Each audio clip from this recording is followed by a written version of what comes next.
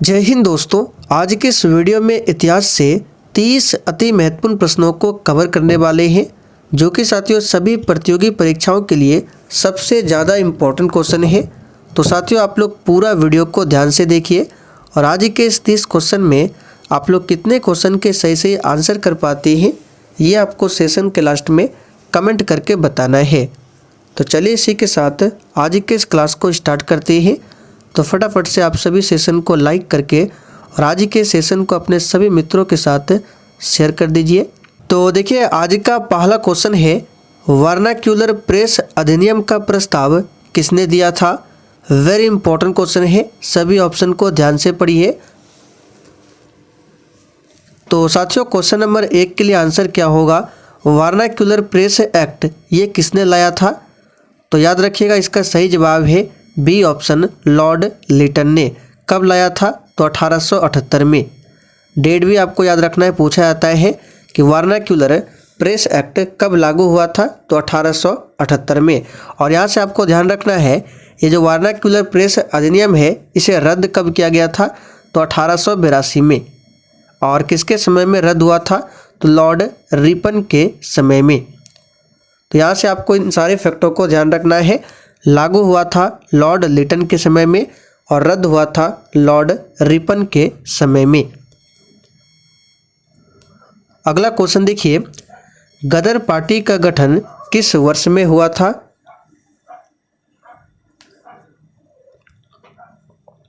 तो साथियों ये क्वेश्चन भी बार बार पूछा जाता है, इसे याद कर लीजिए। गदर पार्टी का जो गठन है ये हुआ था 1913 में। कहाँ पर हुआ था, तो जगह का नाम याद रखिएगा, सैन फ्रांसिस्को में। सैन फ्रांसिस्को में 1913 में गदर पार्टी का गठन हुआ था। एक डेट याद रखिएगा 1923। 1923 में क्या हुआ था, तो स्वराज पार्टी का गठन हुआ था। चलिए आगे देखिए, 1929 का कांग्रेस का जो सत्र है कहाँ पर आयोजित हुआ था। बिल्कुल आपको सोच समझकर आंसर करना है। 1929 का कांग्रेस का जो सत्र है कहाँ पर आयोजित हुआ था। तो साथियों यहाँ पर इस क्वेश्चन का सही जवाब है डी ऑप्शन, लाहौर में हुआ था। और इस सत्र की अध्यक्षता किसने किया था, तो पंडित जवाहरलाल नेहरू ने। इसे भी ध्यान रखिएगा।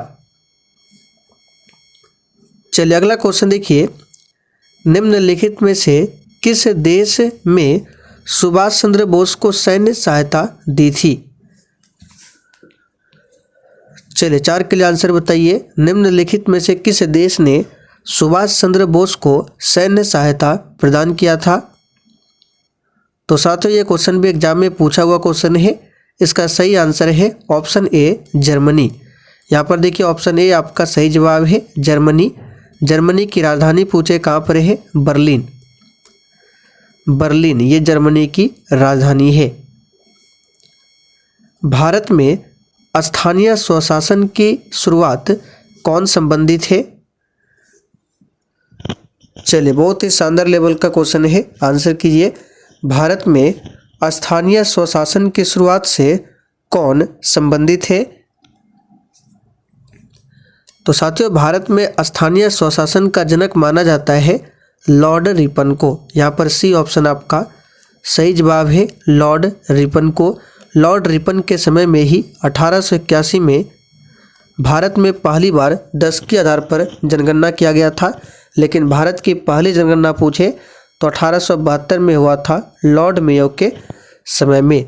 लॉर्ड डलहौजी के समय में क्या हुआ था, तो याद रखिएगा लॉर्ड डलहौजी के समय में आया था राज्य हड़प नीति। और इस राज्य हड़प नीति के तहत 1848 में सबसे पहले सतारा को ब्रिटिश साम्राज्य में मिलाया गया था।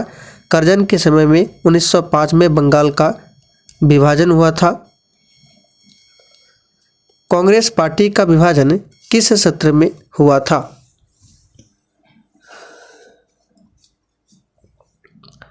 तो साथियों कांग्रेस पार्टी का विभाजन जो है ये हुआ था किस सत्र में, तो यहाँ पर इसका सही जवाब है ऑप्शन ए, सूरत सत्र में, जो कि 1907 में हुआ था।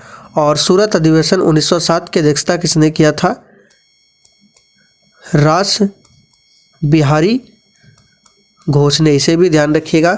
सूरत अधिवेशन 1907 की अध्यक्षता किसने किया था? रास बिहारी घोष ने। किस घटना ने 1922 में गांधी जी को असहयोग आंदोलन को रोकने के लिए मजबूर किया था? चलिए क्वेश्चन नंबर 7 के लिए आंसर कीजिए। एक भी क्वेश्चन को आपको स्किप नहीं करना है। किस घटना ने 1922 में गांधी जी को असहयोग आंदोलन को रोकने के लिए मजबूर किया था? चलिए इसका सही जवाब है चौरी चौरा। फरवरी 1922 में चौरी चौरा कांड हुआ था। इसी के तहत महात्मा गांधी जी को असहयोग आंदोलन को वापस लेना पड़ा था। असहयोग आंदोलन की शुरुआत 1 अगस्त 1920 से हुआ था, इसे भी ध्यान रखिएगा। भारत छोड़ो आंदोलन कब हुआ था? तो ये हुआ था 1942 में। कब हुआ था? 1942 में। जालियांवाला बाग हत्याकांड की घटना 13 अप्रैल 1919 को हुआ था पंजाब के अमृतसर में।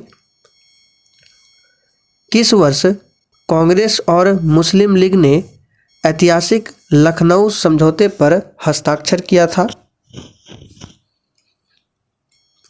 तो साथियों इसका सही जवाब है सी ऑप्शन 1916 में। यहाँ पर सी ऑप्शन आपका सही जवाब है 1916 में।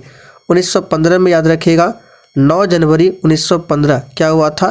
तो महात्मा गांधी जी दक्षिण अफ्रीका से भारत लौटे थे, इसलिए प्रत्येक वर्ष 9 जनवरी को प्रवासी भारतीय दिवस मनाया जाता है। 1906 में क्या हुआ था? तो मुस्लिम लीग की स्थापना होती है बांग्लादेश के ढाका में। और 1917 में चंपारण सत्याग्रह। चटगांव शस्त्रागार आक्रमण कौन से क्रांतिकारी नेता के साथ संबंधित है? और देखिए साथियों, प्रश्नों के साथ हम आपको जितने भी एक्स्ट्रा फैक्ट को बता रहे हैं, आपको केवल ध्यानपूर्वक सुनना है। इससे होगा क्या? आपका प्रॉपर तरीके से रिवीजन होगा। तो यहाँ पर इस क्वेश्चन का सही आंसर है बी ऑप्शन सूर्यसेन। सुभाष चंद्र बोस के राजनीतिक गुरु कौन थे?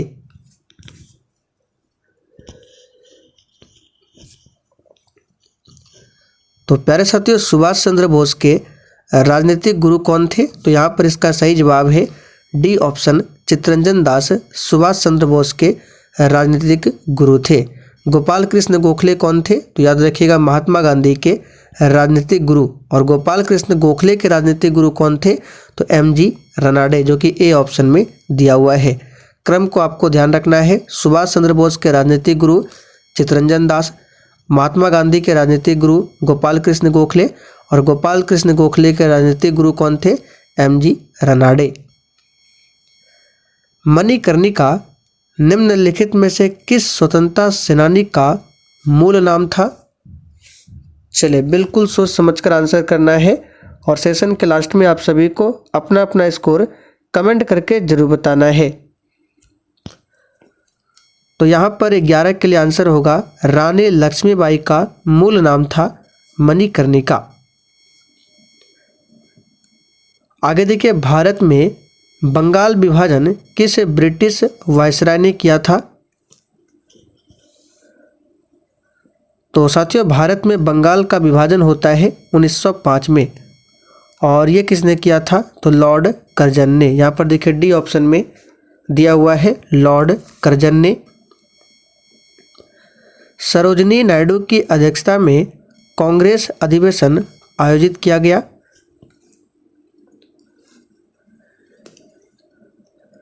तो साथियों, सरोजिनी नायडू की अध्यक्षता में कांग्रेस का जो अधिवेशन हुआ था, ये हुआ था कानपुर में। कब हुआ था? 1925 में।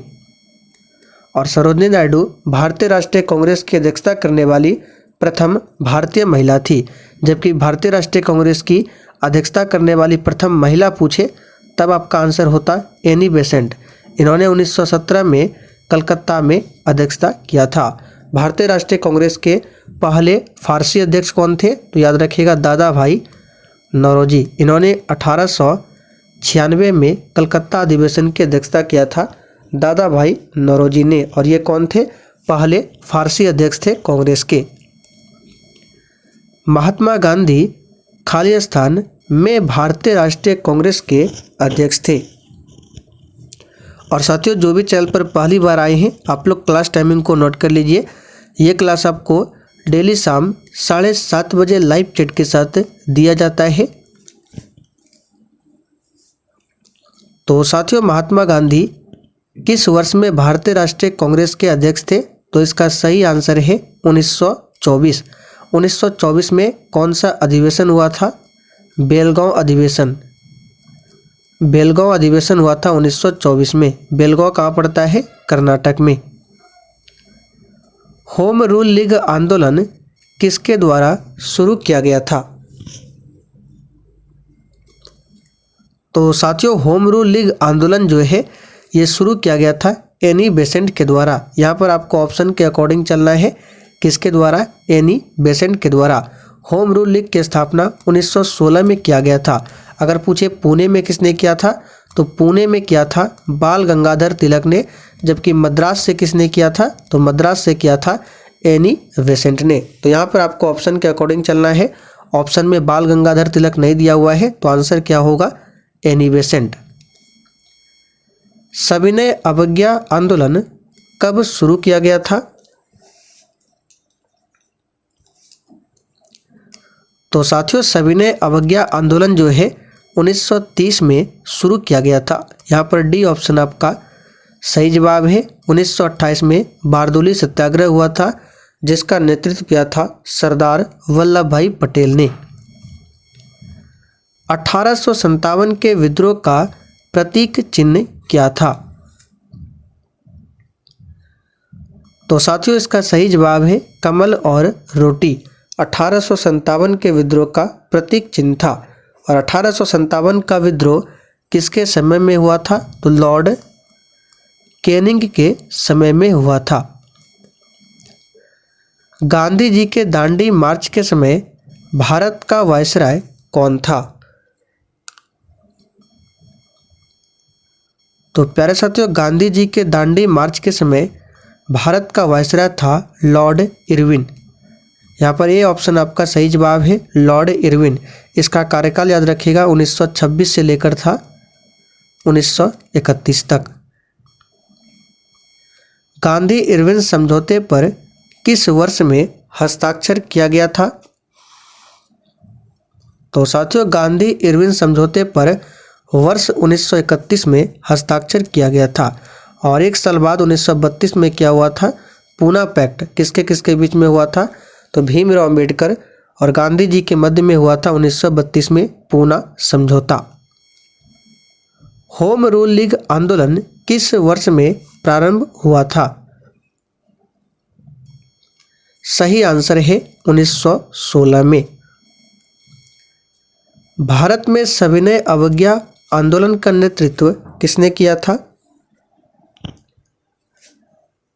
तो साथियों भारत में सविनय अवज्ञा आंदोलन का नेतृत्व किया था किसने? तो यहाँ पर इसका सही जवाब है महात्मा गांधी ने। सविनय अवज्ञा आंदोलन कब हुआ था? तो वर्ष 1930 में सविनय अवज्ञा आंदोलन हुआ था। 1946 के कैबिनेट मिशन का नेतृत्व किसके द्वारा किया गया था? तो साथियों कैबिनेट मिशन प्लान ये 1946 में आया था और इसमें 3 सदस्य थे। कौन कौन थे? तो इसके लिए हमने एक ट्रिक बताया था आपको, पास। आपको ध्यान रखना है कैबिनेट मिशन प्लान भारत के लिए क्या था? एक तरह से कह सकते हैं पास था। पी से आपका हो गया पैथिक लॉरेंस जो कि ए ऑप्शन में दिया हुआ है। ए से हो गया आपका ए.वी. अलेक्जेंडर और एस से आपका हो गया सर स्टेफर्ड क्रिप्स। तो इस कैबिनेट मिशन में अध्यक्ष कौन थे? तो प्रारंभ वाला यानी पी यानी कि सर पैथिक लॉरेंस। निम्नलिखित में से किस कवि ने 1857 के विद्रोह का वर्णन किया था? तो साथियों 1857 के विद्रोह का वर्णन किया था मिर्जा गालिब ने। यहाँ पर देखिए बी ऑप्शन में दिया हुआ है मिर्जा गालिब ने।